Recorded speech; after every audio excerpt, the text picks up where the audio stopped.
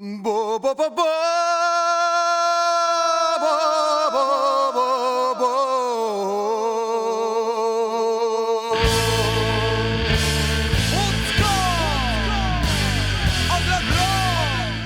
Salut les petits, j'espère que vous allez bien. Dis donc toi, tu te prends ça, ouais? Non mais... Aujourd'hui je vous propose une petite séance de révision. On va revoir tout ce que l'on a fait à propos des gènes, des allèles, des mutations et aussi sur les phénomènes de division cellulaire. Allez, c'est parti, on commence par les gènes et les allèles.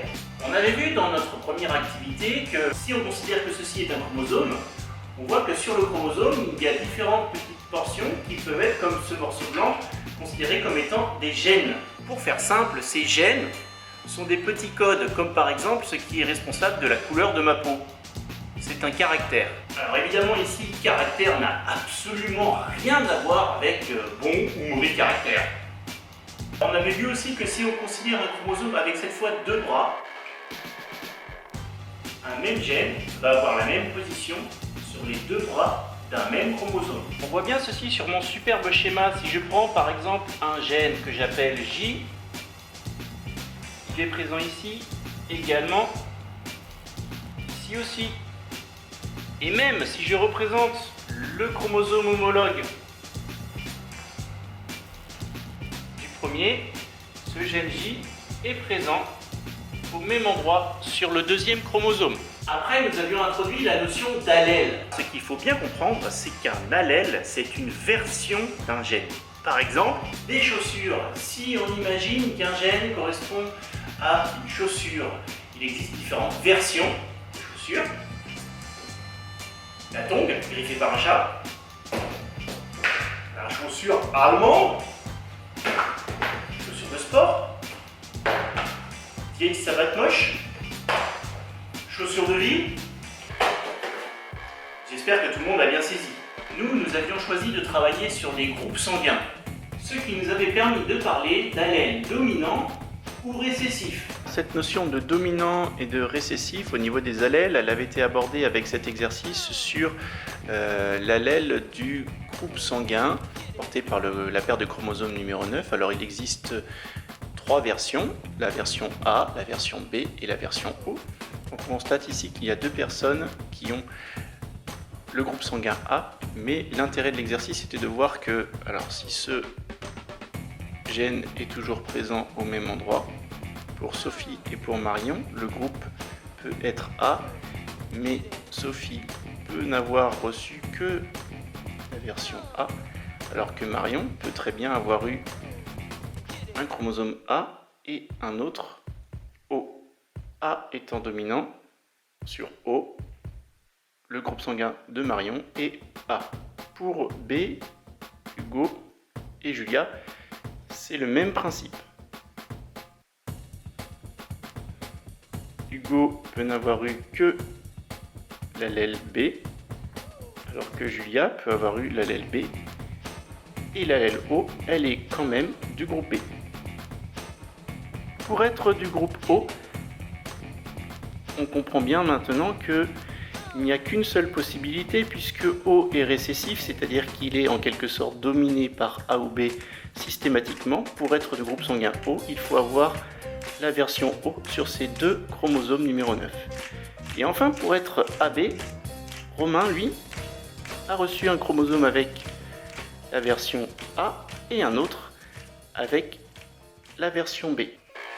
Pour les mutations, ce qu'on avait vu qu'il faut retenir, c'est qu'une mutation, c'est un changement dans le génome. Le gène affecté devient différent et donc il ne fonctionne plus du tout normalement.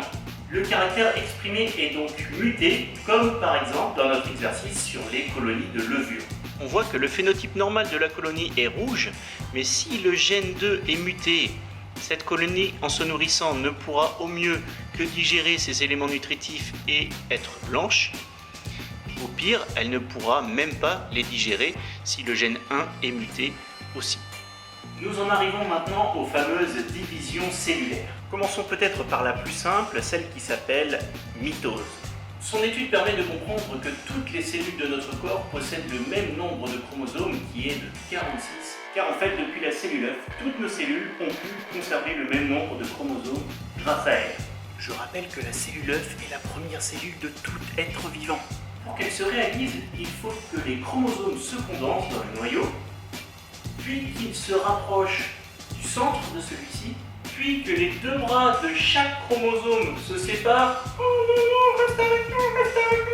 Et enfin, que chaque bras reconstitue le second pour qu'une nouvelle division cellulaire puisse se produire. Voyons cette fameuse mitose sur un schéma simplifié. Alors voici les chromosomes. La paire de chromosomes bleus. Et on va les faire un petit peu plus petits, la paire de chromosomes verts. Pendant cette division normale que l'on appelle la mitose, chaque chromosome voit ses deux bras se séparer et être répartis dans les deux cellules filles. Ce qui fait qu'au final, les deux cellules filles récupèrent 1, 2, 3, 4 chromosomes chacune, mais qui n'ont plus qu'un seul bras. Le nombre de chromosomes de départ est bien conservé pour les cellules filles.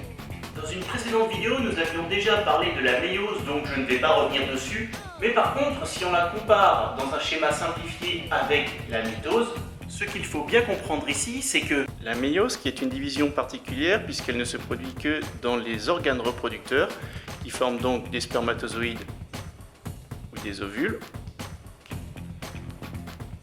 le fonctionnement ici va être un petit peu différent puisque si on reprend nos 4 chromosomes de départ, ils vont se retrouver cette fois séparés, mais de cette manière, c'est-à-dire que les paires de chromosomes sont divisées et ces cellules qui deviendront ensuite des spermatozoïdes et des ovules continueront, mais vous verrez ça au lycée. Par contre, ce qu'elles vont recueillir comme nombre de chromosomes est bien divisé par 2 puisqu'on a 2 chromosomes ici alors qu'on en avait 4 au départ.